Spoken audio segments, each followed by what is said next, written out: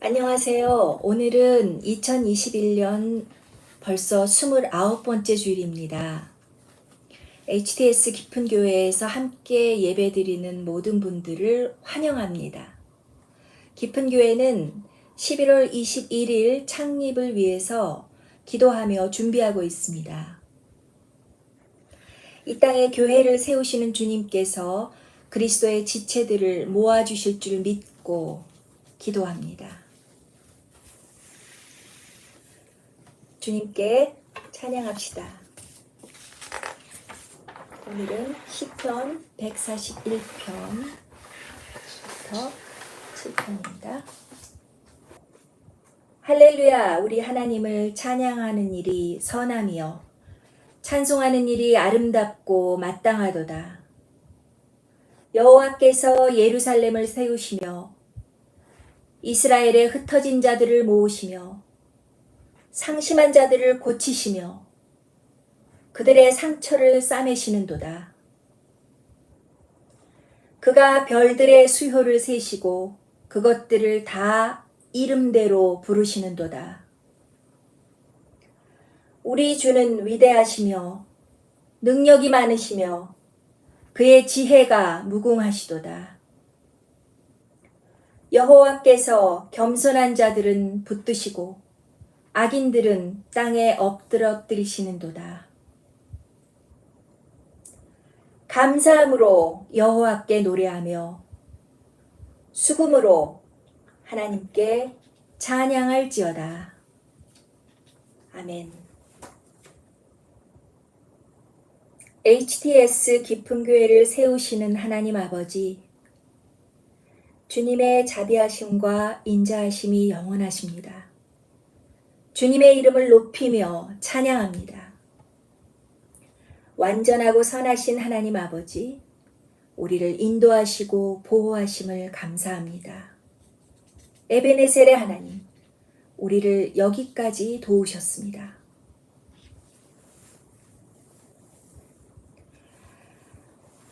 이 시간 아버지 앞에 머리를 숙이고 마음을 낮추며 우리의 지나간 잘못들을 회개합니다.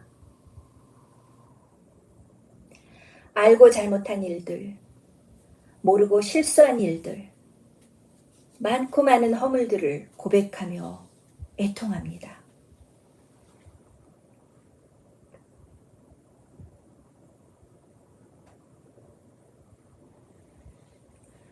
우리의 어리석음과 모자람을 깨닫고 때를 따라 도우시는 은혜를 바라며 겸손히 주님 앞에 나아갑니다. 고백하지 못했던 모든 죄짐을 우리 사랑하는 주님 앞에 내려놓습니다. 수고하고 무거운 짐진 자들에게 오라고 하신 주님, 우리를 불쌍히 여기시고 회개의 성령 임하소서.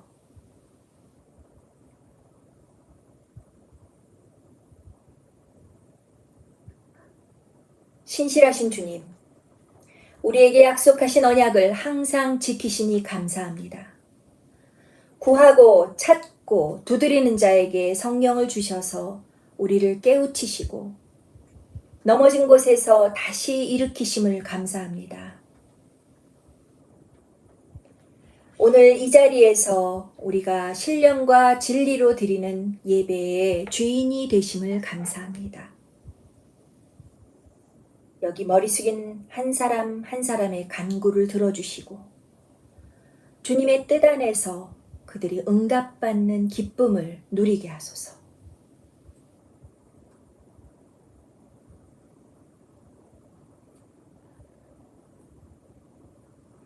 이 땅에 많은 교회를 세우시는 주님, 주님의 이름으로 모인 모든 교회를 성령으로 충만케 하시고 부르심을 따라서 사역하는 데 필요한 모든 것들을 채워주소서.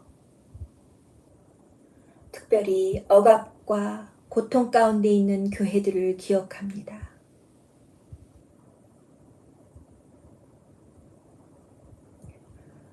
코로나로 고생하고 있는 사람들, 아픈 사람들, 간호하는 사람들, 또 그들을 치료하는 사람들, 그 중에 교회의 지체들, 주님 한 사람 한 사람 기억하시고 그들의 고통 가운데 함께 하소서. 죽음의 권세를 깨뜨리시며 부활하신 주님의 영이 지금도 이 시간도 그들과 함께 하시기를 간절히 원합니다. 이 모든 간구를 교회의 머리이신 우리 주 예수 그리스도의 이름으로 기도합니다. 아멘. 기도한 내용에 함께 동참하는 마음으로 잠시 각자의 기도를 하며 묵상합니다.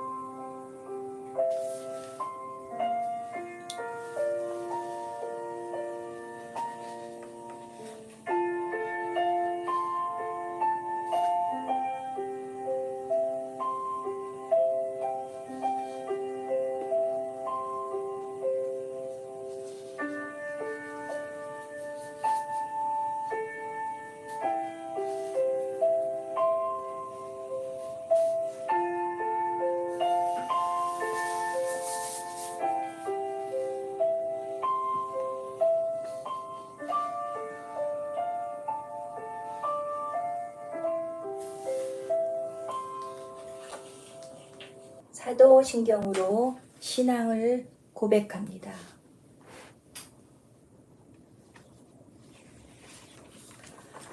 전능하사 천지를 만드신 하나님 아버지를 내가 믿사오며 그 외아들 우리 주 예수 그리스도를 믿사오니 이는 성령으로 잉태하사 동정녀 마리아에게 나시고 본디오 빌라도에게 고난을 받으사 십자가에 못 박혀 죽으시고 장사한 지 사흘 만에 죽은 자 가운데서 다시 살아나시며 하늘에 오르사 전능하신 하나님 우편에 앉아 계시다가 저리로서 산 자와 죽은 자를 심판하러 오시리라. 성령을 믿사오며 거룩한 공예와 성도가 서로 교통하는 것과 죄를 사하여 주시는 것과 몸이 다시 사는 것과 영원히 사는 것을 믿사옵나이다. 아멘. 오늘의 말씀입니다. 오늘의 말씀은 마태복음 19장 30절입니다. 먼저 된 자로서 나중되고 나중된 자로서 먼저 될 자가 많으니라. 먼저 된 자로서 나중되고 나중된 자로서 먼저 될 자가 많으니라. 먼저 된 자로서 나중되고 나중된 자로서 먼저 될 자가 많으니라. 주님의 복음입니다.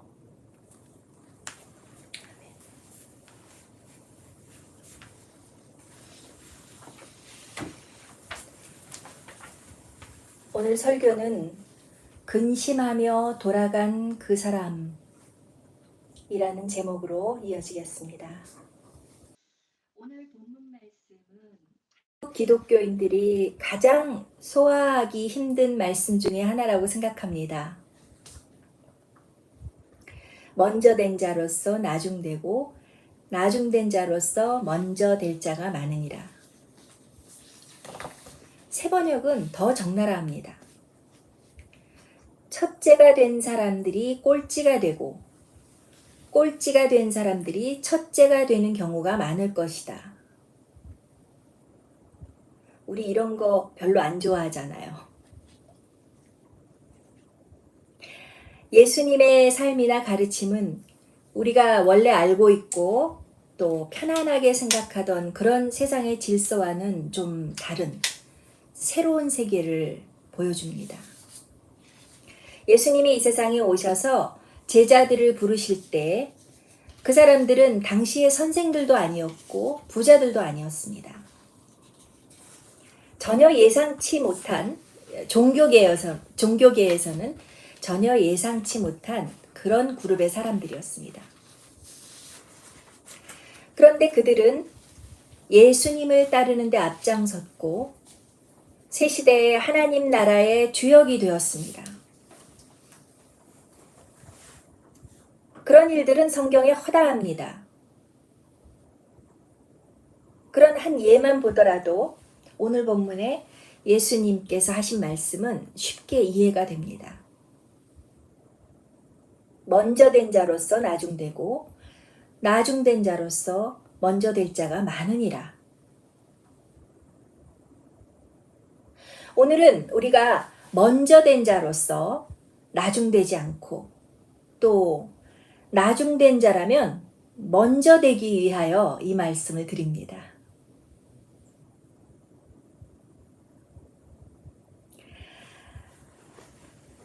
마태복음 19장 30절 이 말씀은 19장 16절부터 시작되는 한 청년의 이야기와 또 그의 연이어 따라오는 제자들과 예수님과의 대화를 정리해주는 한 구절입니다.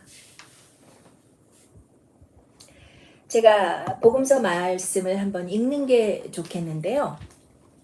마태복음 19장 16절입니다. 어떤 사람이 주께 와서 이르되 선생님이여 내가 무슨 선한 일을 하여야 영생을 얻으리이까? 예수께서 이르시되 어찌하여 선한 일을 내게 묻느냐? 선한 이는 오직 한 분이시니라. 내가 생명에 들어가려면 계명들을 지키라. 이르되 어느 계명이오니까? 예수께서 이르시되 살인하지 말라, 간음하지 말라, 도둑질하지 말라, 거짓 증언하지 말라, 내 부모를 공경하라, 내 이웃을 내 자신과 같이 사랑하라 하신 것이니라. 그 청년이 이르되 이 모든 것을 내가 지키었사온데 아직도 무엇이 부족하니까? 예수께서 이르시되 내가 온전하고자 할진대 가서 내 소유를 팔아 가난한 자들에게 주라. 그리하면 하늘에서 보화가 내게 있으리라. 그리고 와서 나를 따르라 하시니 그 청년이 재물이 많으므로 이 말씀을 듣고 근심하며 가니라. 그리고 맨 마지막 절, 오늘 본문이죠. 19장 30절. 그러나 먼저 된 자로서 나중되고 나중된 자로서 먼저 될 자가 많으니라. 그 뒷부분 제자들과의 대화 부분은 나중에 설교에서 다루겠습니다. 이 이야기는 초기 교회에서 참 유명했던 이야기였던 것 같아요. 마태, 마가, 누가복음 모두 기록되어 있습니다. 마가복음에는 10장 17절부터 있고요. 누가복음에는 18장 18절 이후에 보시면 되는데 특히 누가복음에는 여기에 제목을 부자 관리 이렇게 붙여주고 있습니다. 개역 성경에서 그렇죠. 그러니까 이 사람은 젊고 재물이 많고 또한 권력까지 가지고 있던 그런 청년이었습니다. 이 청년이 예수님을 찾아왔습니다. 이 사람은 하나님의 계명을 아주 잘 지키고 있다고 자부하는 사람이었고 계명을 잘 지켜서 영생을 얻어야겠다는 그런 종교적인 열망, 그런 열정이 많았던 사람처럼 보입니다. 그는 예수님께 물었습니다. 선생님이여, 내가 무슨 선한 일을 하여야 영생을 얻으리이까? 오늘날 기독교인들도 자주 하는 말씀이죠. 선생님이여, 우리는 선생님이라고 부르진 않죠, 예수님을. 선생님이여, 내가 무슨 선한 일을 하여야 영생을 얻으리이까? 그러면서 그 뒷부분에 이어집니다. 살인하지 말라, 간음하지 말라, 도둑질하지 말라, 거짓 증언하지 말라, 내 부모를 공경하라, 내 이웃을 내 자신과 같이 사랑하라는 계명은 모두 지켰는데 아직도 무엇이 부족하나요? 라고 당당히 물었습니다. 마치 종교 논쟁을 하는 것 같습니다. 종교 논쟁하는 그 바리새인들이 예수님 앞에서 물어보는 것 같죠. 그냥 답만 알고 싶은 그런 질문 있잖아요. 알파코스 하면 가끔 여러 가지 아주 까다로운 질문들만 계속하시는 게스트분이 오십니다. 언제나 환영이죠. 그런데 어떤 때는 이렇게 물어보고 싶습니다. 제가 지금 하시는 모든 질문에 아주 만족할 만한 해답을 모두 드린다면 예수님 믿으시겠어요? 사실 그렇게 무리하게 질문하진 않죠. 그렇지만 제가 그렇게 질문한다고 해도 그분의 답은 아마 아니라고 하실 것 같아요. 무엇이 부족한가요? 라고 물어보는 사람에게 예수님은 이렇게 말씀하십니다. 네가 온전하고자 할진대 가서 내 소유를 팔아 가난한 자들에게 주라. 그리하면 하늘에서 보화가 네게 있으리라. 그리고 와서 나를 따르라 하시니. 예수님은 이렇게 말씀하셨네요.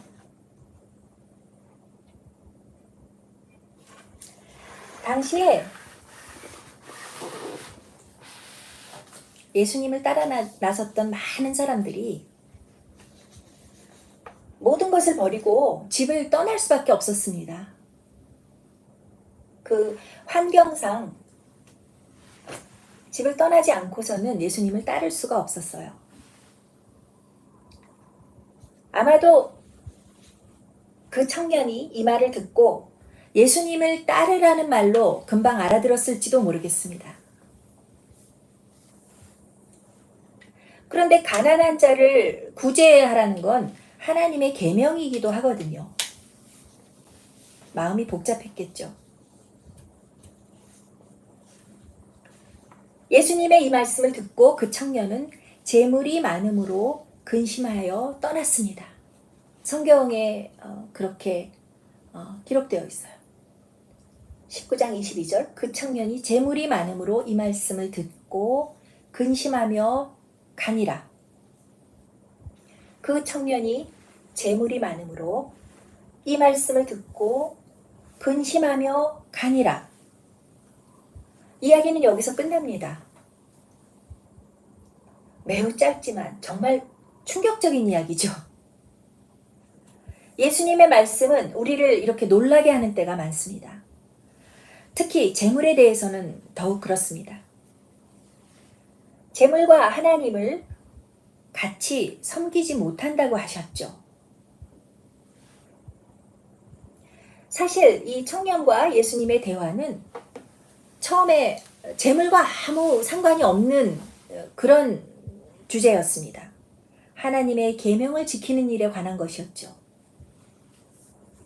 그런데 그의 소유를 팔라는 예수님의 말씀으로 큰 반전이 일어납니다. 그 청년의 마음이 건드려지고 그의 마음에는 근심이 먹구름처럼 일어납니다. 그러자 그는 발길을 돌려 갔습니다. 그리하면 하늘에서 진짜 보화가 있을 것이다 말씀하셨고, 그리고 나서 와서 나를 따르라고 초청하셨는데, 그런데 그냥 갑니다.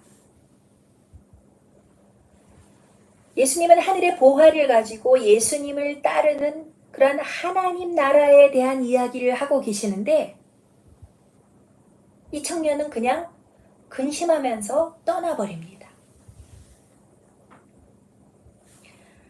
이것은 참 애잔한 이야기입니다. 이 사람은 왜 떠났을까요? 아무 말 없이. 우리가 신앙생활하면서 단 한 번쯤은 정말 진지하게 고민하고 생각해 보아야 할 그런 성경 구절입니다. 그날이 오늘이면 어떨까요? 단 한 번쯤 생각하는 날.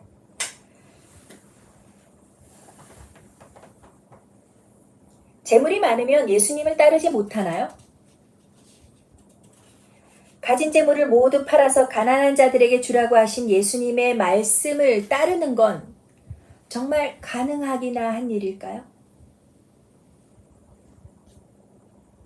이 이야기의 당사자가 별 말 없이 그냥 사라진 것이 아쉽기만 합니다. 이 사람이 이렇게 그냥 가버렸기 때문에 여우는 더 짙게 남고 문제는 크게 남아있는 것 같아요.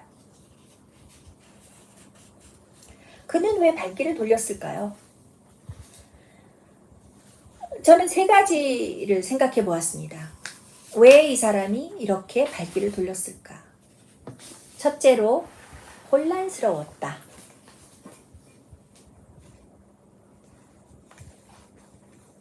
그는 그냥 혼란 가운데 가버린 것 같아요.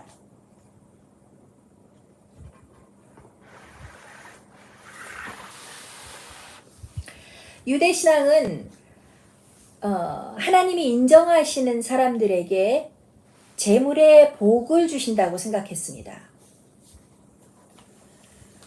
실제로 하나님은 아브라함에게 또 이스라엘 백성들에게 땅을 주시고 복을 주시며 창대케 하리라는 약속을 하셨죠. 이렇게 하나님께 인정받는 사람들은 재물의 복을 받는다고 믿었어요. 욥 같은 경우가 아주 대표적인 예죠. 욥을 읽어보면 그는 의인이었고 아주 많은 부를 누렸습니다.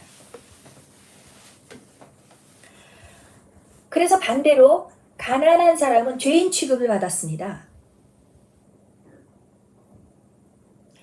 그런 면에서 이 사람의 재물은 근심거리가 아닙니다.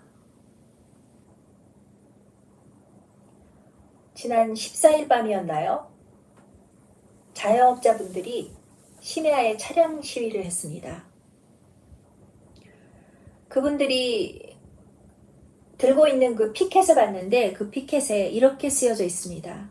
자영업자는 죄인이 아닙니다. 저는 그 죄인이라는 그 말을 보고 그 문구를 보고 너무 가슴이 아팠습니다.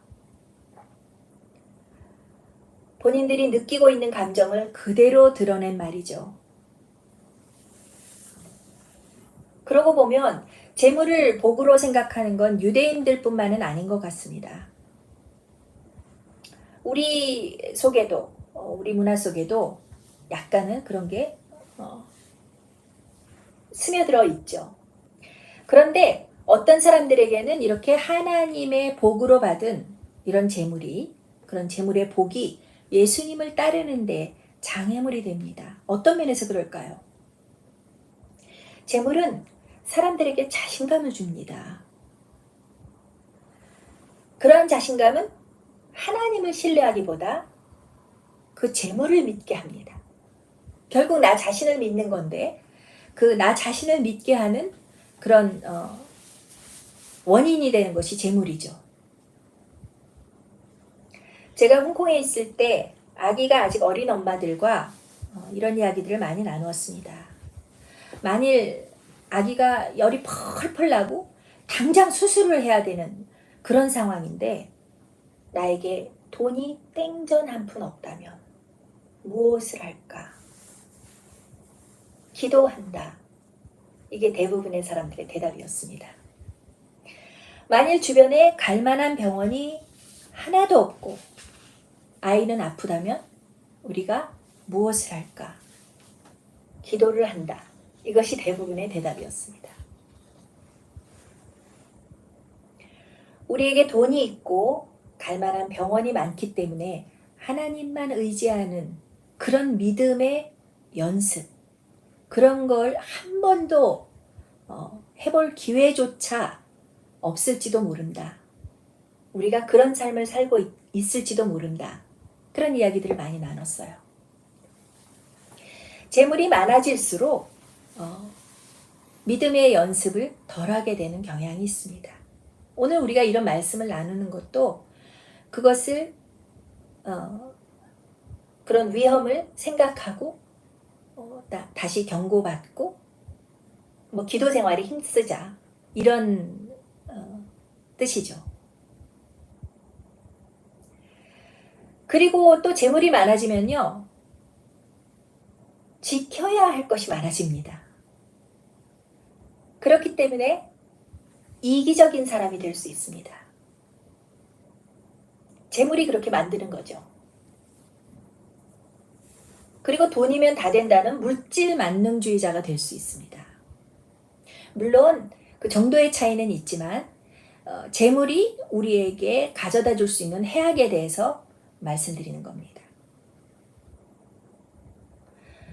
그래서 오늘 이 청년에게 재물은 하나님의 축복이 아니라 근심거리가 되었습니다.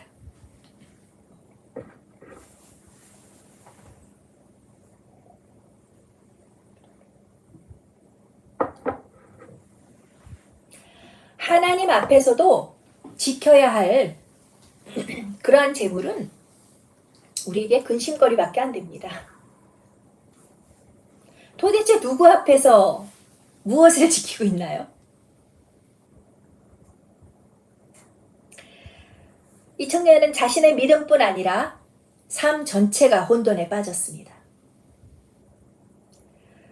그는 아마도 내가 못 올 곳에 왔구나 이렇게 생각하면서 혼란스러운 가운데 뭐가 뭔지도 모르겠고 그냥 아무 말 없이 예수님으로부터 발길을 돌린 거 아닐까요? 하나님이 주신 복이기도 하지만 그리고 가난한 자에게 내 모든 것을 팔아서 가난한 자들에게 나눠주는 것이 하나님이 원하시는 일 같기도 하지만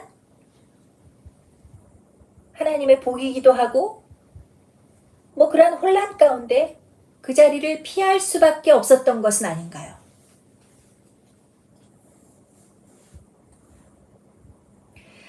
어떤 종류의 혼란이었는지는 제가 확실히 말씀드릴 수는 없는 처지지만 어쨌든 그런 혼란이 이 청년을 예수님에게로부터 멀어지게 한 것 아닌가 생각해 보았습니다. 두 번째로 이 청년은 왜 그 자리를 떠야만 했을까요? 무엇이 부족한지 몰랐다.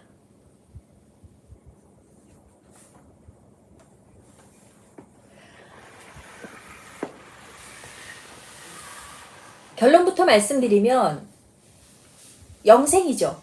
주님과 함께하는 삶. 자신에게 그 삶이 필요함을 몰랐습니다. 이 사람은 자신에게 부족한 것이 없다고 생각했습니다. 뭐 부족한 것이 있다고 해도 그것은 또 다른 여러 가지 계명들을 찾아서 배워서 잘 지키면 된다고 믿었습니다.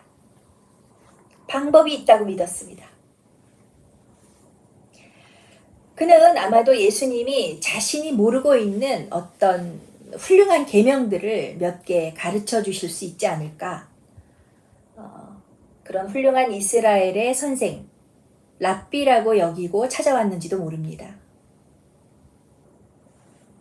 그래서 와서 물어보잖아요.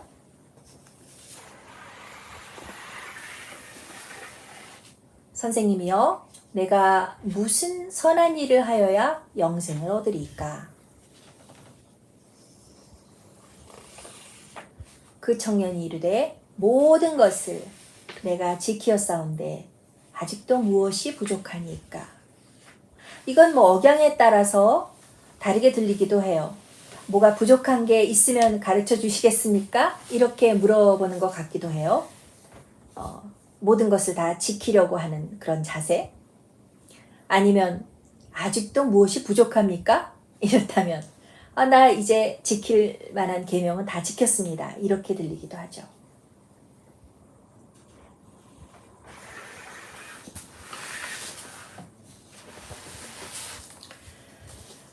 그에게 부족한 건 지금 자기가 찾아온 바로 그분, 예수님을 따라 사는 삶입니다.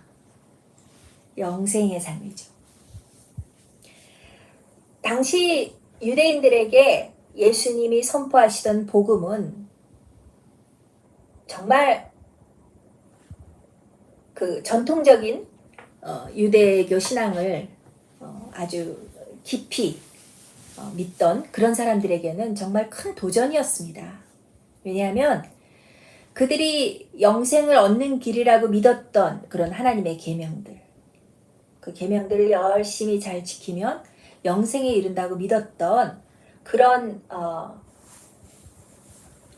그 하나님의 계명들 자리에, 율법의 자리에 하나님이 보내신 말씀이 육신이 되신 그 메시아가 대치되는 것, 그것을 요구받았거든요. 단지 시대가 바뀐 것입니다. 단지 하나님이 하시는 역사하시는 일하시는 방법이 바뀐 것입니다. 그렇지만 사람들에게는 큰 도전이었죠.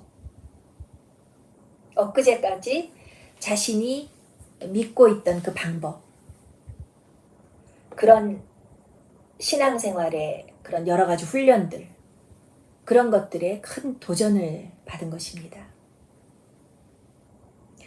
모든 구약 성경은 오실 메시아를, 즉 예수님을 가리키고 있습니다. 그게 무슨 말인지 모르겠어요 하시는 분들은 다른 성경 공부를 통해서 어떻게 구약의 내용들이 우리 예수님을 가리키면서 예수님을 기다리고 있는지 우리가 공부해 볼 수 있는데요. 신앙생활은, 특히 성경 공부는 예수님을 배우기 위해서 하는 것이라고 해도 과언은 아닙니다. 요한복음을 보면 더 분명하죠. 그런데 이 사람은 예수님을 따르기 위해서 무언가 부족한 것이 있었습니다. 제자들에게도 마찬가지였죠. 모든 것을 버리고 예수님을 쫓아 나왔죠. 아마도 그들에게는 버릴 것이 별로 없어서 모든 것을 버리고 나를 따라와라 이렇게 말씀하실 필요는 없었는지도 몰라요.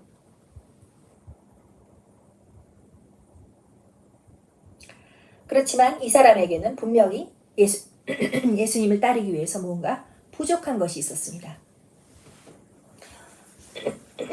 아유, 죄송합니다.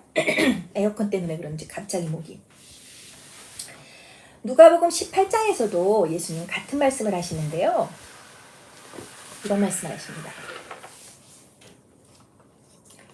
내게 아직도 한 가지 부족한 것이 있으니 내게 있는 것을 다 팔아 가난한 자들에게 나눠주라. 이렇게 분명히 말씀을 하시네요. 내게 아직도 한 가지 부족한 것이 있으니, 모든 계명을 다 지킨 후에 한 가지 부족한 것이 있으니 내게 있는 것을 다 팔아 가난한 자들에게 나눠주라.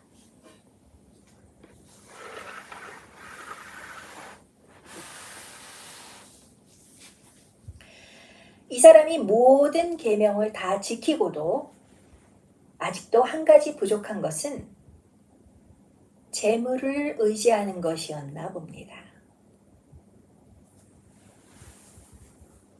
재물이 많기 때문이 아니라 재물을 의지하는 것이 문제였던 거죠. 예수님을 따르는 삶은 재물을 의지하는 것이 아니라 하나님을 의지하는 삶으로의 전환입니다. 예수님은 이 청년에게 새로운 삶을 요구하시는 것이죠. 영생을 주시기 원했습니다. 지금 그대로의 삶 가지고는 안 돼 하시는 말씀으로 그를 초대하시는 겁니다. 영생은 예수님과 함께 누리는 자유의 삶입니다. 예수님을 믿으면 영생을 선물로 받는데요. 그 영생은 성령께서 그리스도의 영으로 우리 마음 가운데, 우리 삶 가운데 오셔서 함께 살아가시는 그런 삶의 시작입니다. 그러면 예수님이 오셔서 우리와 함께 사시는데 어떤 일이 일어날까요? 우리 많이 상상할 수 있죠. 물질이 묶고 있는 속박으로부터 자유함을 입습니다. 아무리 재물이 많아도 그 재물이 우리를 속박할 수 없습니다.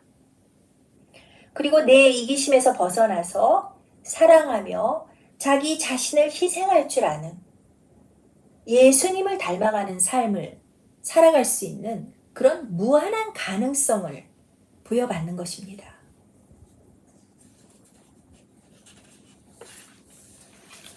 영생은 영원히 오래오래 살았더래요 하는, 영원히 그냥 길고 길게 죽지 않고 사는 삶, 그것을 말하는 것이 아닙니다. 영생이라는 원래 말 뜻은 그것이 아닙니다.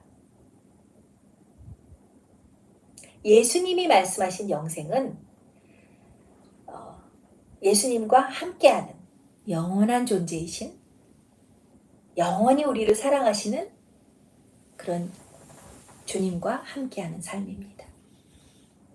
물론 우리가 죽으면 예수님과 함께 잠들었다가 부활의 날에 다시 살아날 것입니다. 그러나 영생은 지금 우리가 살고 있는 이 삶에서부터 출발합니다. 우리가 죽기까지 기다려서 얻는 것이 아닙니다. 예수님과 함께 하시는 그런 종류의, 새로운 종류의 삶입니다. 그래서 우리가 영생을 선물로 받았다고 하는 겁니다. 기독교인들은 그래서 영생을 선물로 받은 겁니다. 이 청년은 또 무엇을 몰랐을까요? 왜 발길을 돌려 갔을까요?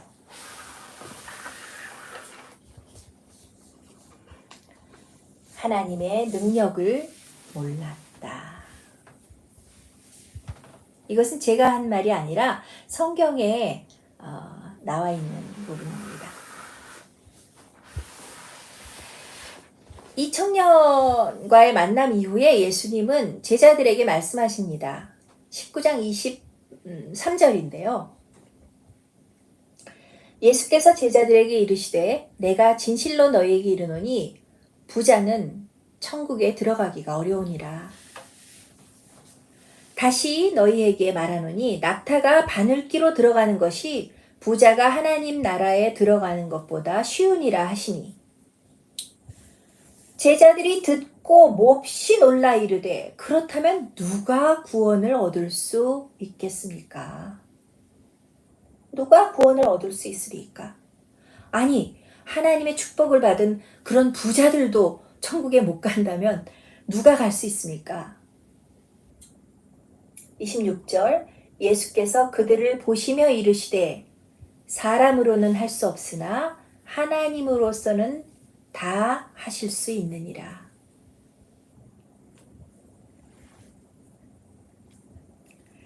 예수님은 부자가 천국에 들어가는 것이 낙타가 바늘기로 들어가는 것보다 어렵다고 하셨습니다.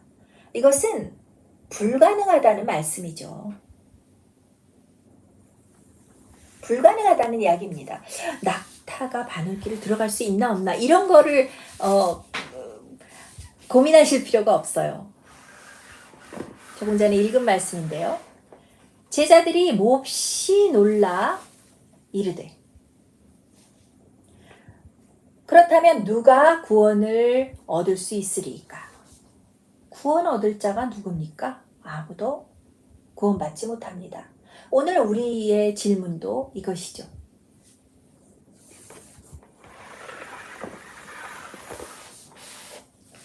청년은 하나님께서 사람이 할 수 없는 일을 하실 수 있다는 사실을 몰랐습니다. 그랬다면 그렇게 허망하게 가지 않았을 것 같아요.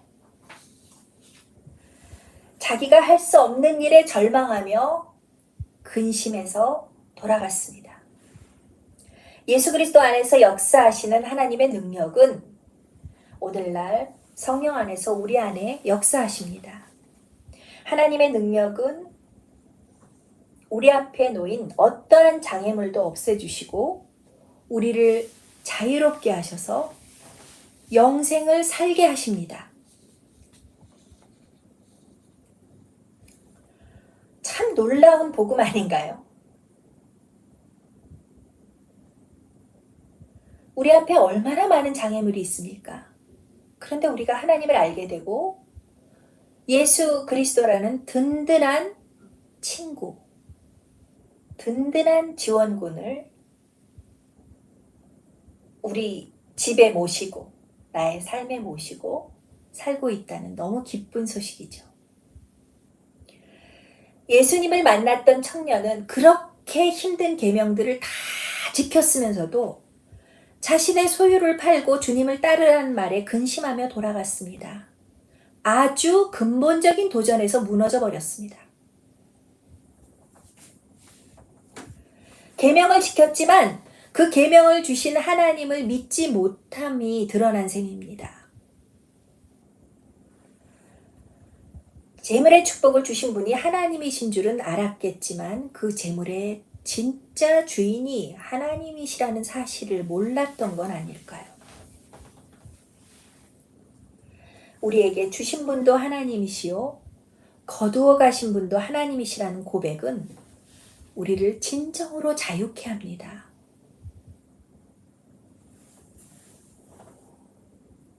그것이 오늘 우리에게 두려움을 준다면 오늘 주님이 여러분을 자유케 하기 원하십니다. 하나님은 주실 때 주시고 거두어 가실 때 거두어 가시는 이러한 모든 인생의 일들을 통해서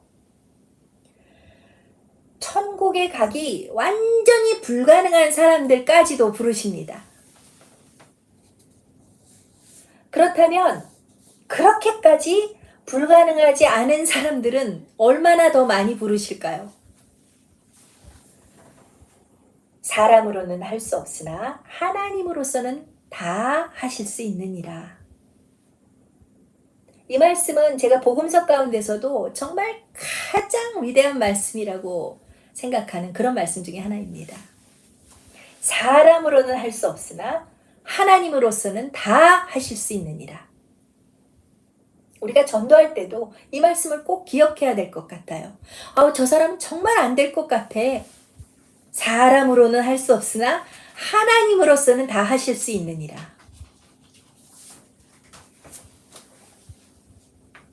여기서 잠시 이 청년과 완전히 다른 어떻게 보면 나중된 자, 제자들에 대해서 좀 생각해 보면 좋겠어요.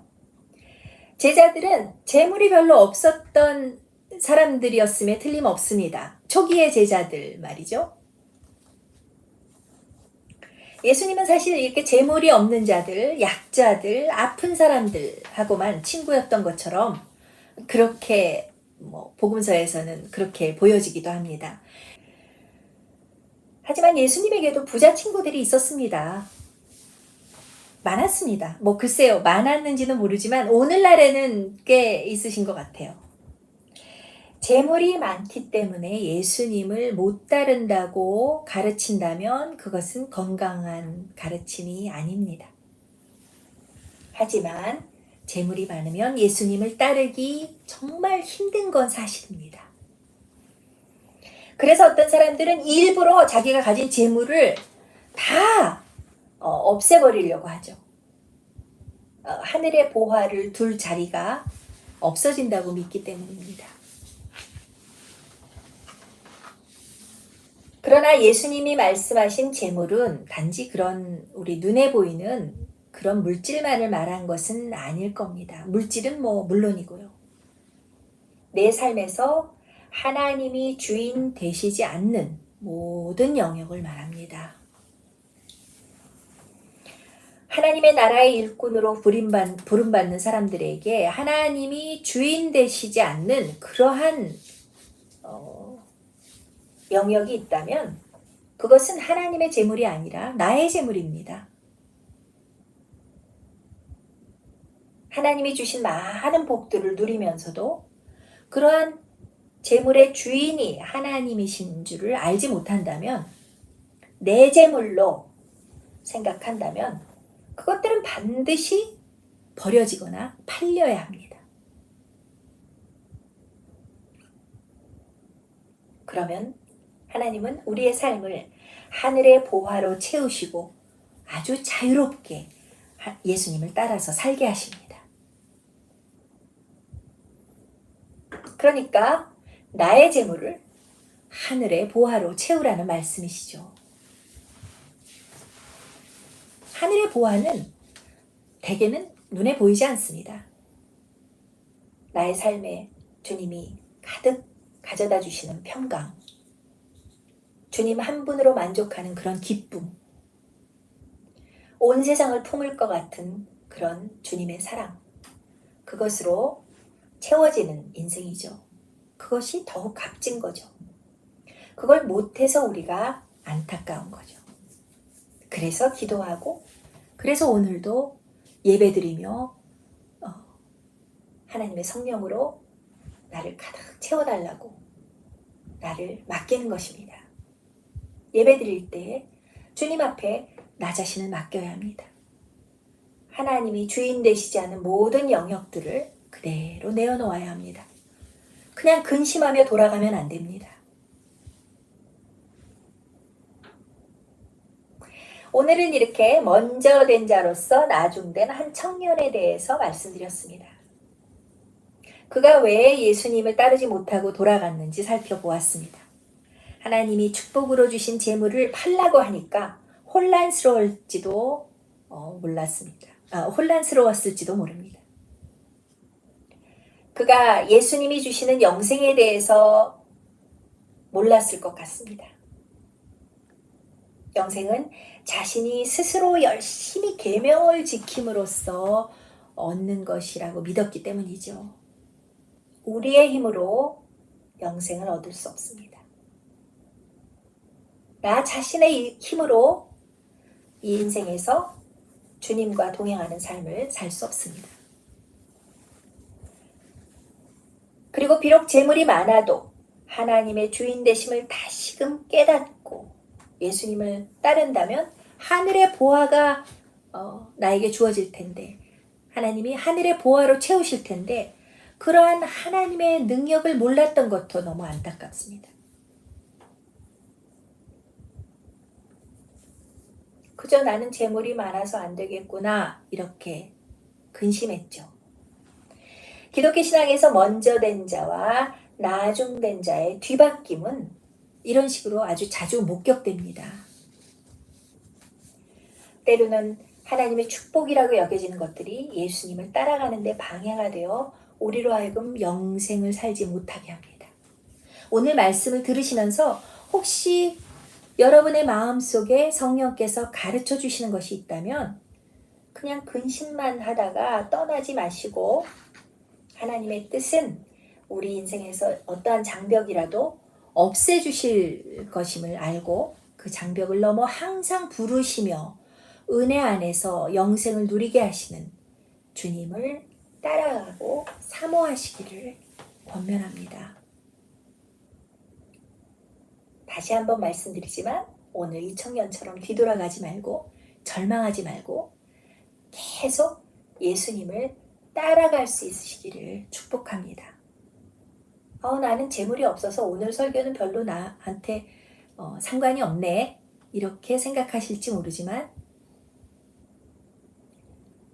우리가 오늘 이 하루를 살 수 있는 것은 무엇이라도 내 재물이 있기 때문입니다. 겸손히 성령께서 나에게 주시는 음성을 들으시면 좋겠습니다. 그리고 오늘 오후에는 조용한 장소와 시간을 찾으셔서 성령님의 도움을 구하시는 기도를 드리시고, 19장 16절부터 쭉 제가 오늘 읽은 부분은 26절까지인데요.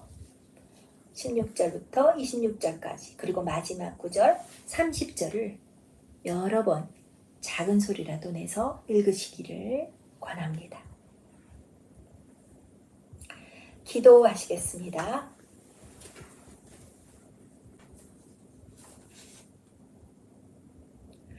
먼저 된 자로서 나중되고 나중된 자로서 먼저 될 자가 많다고 하신 주님, 재물도 많고 계명도 잘 지키던 젊은 청년이 먼저 된 자였지만 그가 받은 재물의 축복 때문에 스스로 예수님으로부터 멀어진 것을 기억합니다. 내가 내 힘으로 하는 모든 일들을 통해서 영생을 얻는 것이 아님을 깊이 깨달았습니다. 부르심에 감사하며 은혜에 감사하며 예수님을 따라서 살아갈 때 우리가 영생을 누리게 됨을 믿습니다. 예수 그리스도의 이름으로 기도합니다. 아멘. 선포된 말씀을 묵상하며 기도드립니다. 이 시간 겸손한 마음으로 성령님을 초대합니다.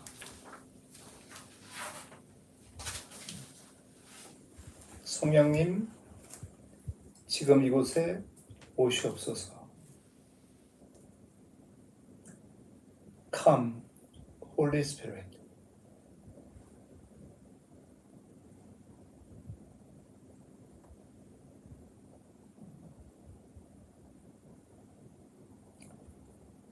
성령님 이 자리에 계십니다.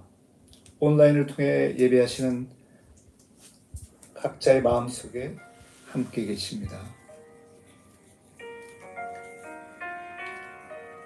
사람으로서는 할 수 없으나 하나님으로서는 다 하실 수 있느니라.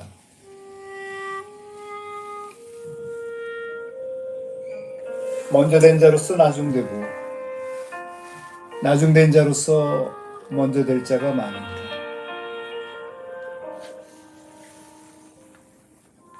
주님, 이 시간 말씀하소서.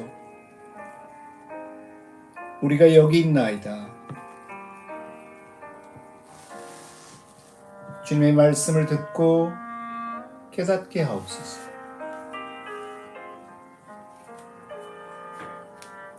주님, 우리에게 주신 사명을 일깨워 주옵소서. 주님, 이 시간 올바른 우선순위를 깨달아 알게 해 주옵소서. 주님, 이 시간 두려움과 염려를 주님 손에 맡깁니다.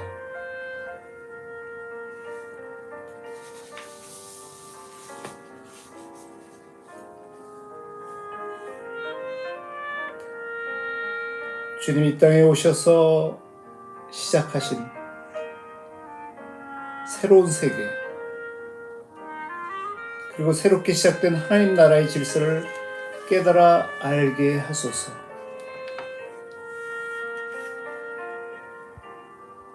주님, 우리는 연약하고 참으로 부족합니다. 그렇지만 주님께서 보시기에 귀한 자가 되게 하소서. 주님 나라에서 먼저 된 자로 삼아주시기를 기도드립니다. 우리 마음속에 있는 종교적인 생각, 율법적인 생각을 주님 앞에 내어놓습니다.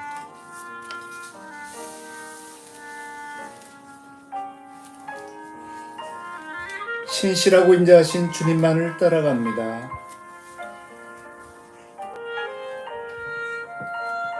온전한 주님의 마음을 품을 수 있도록 성령님 오셔서 사랑의 마음을 부어주소서.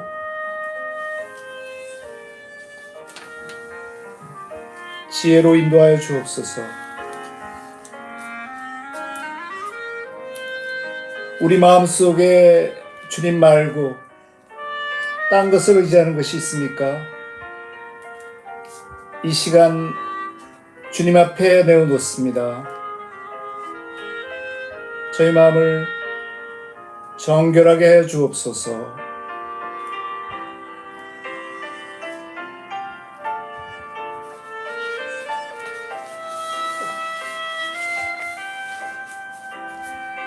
주님 주시고자 하는 진짜 보화를 찾을 수 있는 지혜를 주옵소서.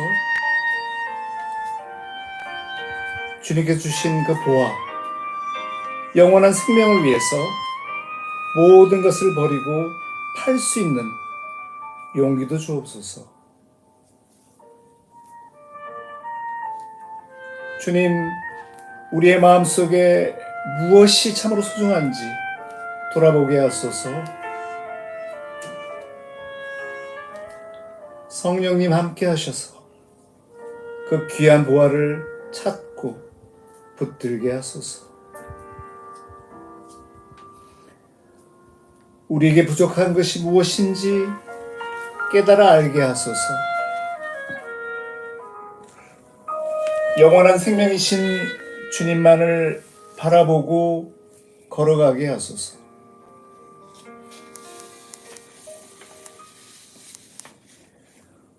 우리를 붙들고 있는 죄와 짐도 버리고 집착과 욕심도 내어놓습니다.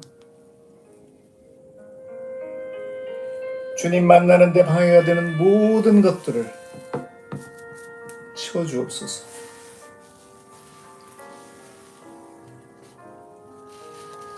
주님 능력을 깨달아 알게 하시고 주님 능력만 바라보게 하소서.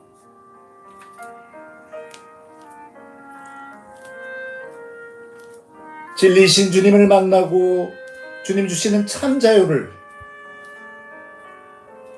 경험하게 하옵소서. 이 시간 자유케 하시는 주 예수 그리스도 이름으로 선포합니다. 우리를 묶고 있는 모든 장애물로부터, 결박으로부터 풀려남이 일어나기를 기도합니다.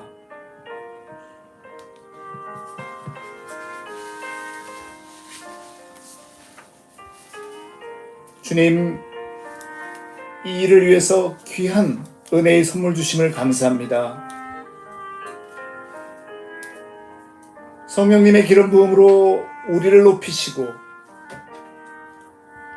하나님의 손으로 우리를 지키시고 돌보시며 승천하신 예수님, 중보하심으로 우리에게 힘주시는 주님의 은혜를 감사합니다.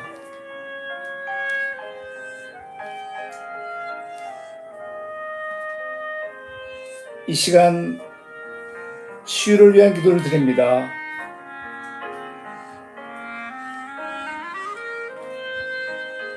나사렛 예수 이름으로 온전한 치유를 구합니다. 깨끗이 낫게 하여 주옵소서.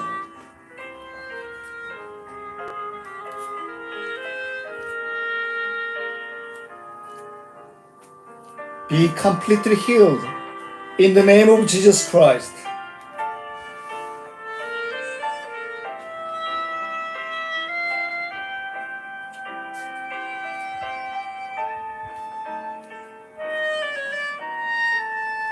육신으로 이 땅에 오시고 영원한 생명을 주시고 계신 지금도 승천하셔서 죄를 위해 기도하고 계신 하나님의 말씀 예수 그리스도 이름으로 기도드립니다.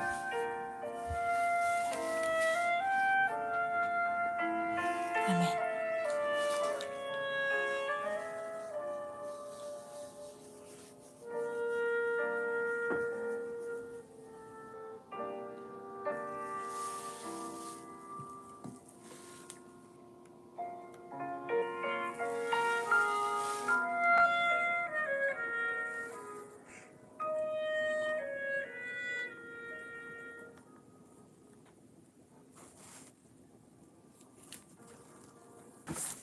주기도문입니다. 하늘에 계신 우리 아버지여, 이름이 거룩히 여김을 받으시오며 나라가 임하옵시며 뜻이 하늘에서 이루어진 것 같이 땅에서도 이루어지이다. 오늘 우리에게 일용할 양식을 주옵시고 우리가 우리에게 죄 지은 자를 사하여 준 것 같이 우리 죄를 사하여 주옵시고 우리를 시험에 들게 하지 마옵시고 다만 악에서 구하옵소서. 대개 나라와 권세와 영광이 아버지께 영원히 있사옵나이다. 아멘. 아멘. 지금은 우리 구주 예수 그리스도의 크신 은혜와 하나님 아버지의 한량없고 영원하신 사랑과 성령의 감동 감화하시고 교통하심과 충만케 하시니 영생의 선물을 받아 예수님을 따라 살기를 원하는 HTS 깊은 교회 모든 성도들 각 사람 머리 위에 지금부터 영원까지 함께 하시기를 간절히 축원하나이다. 아멘. 아멘. 영생의 선물을 받아 그리스도를 따라 살아갑시다. 할렐루야.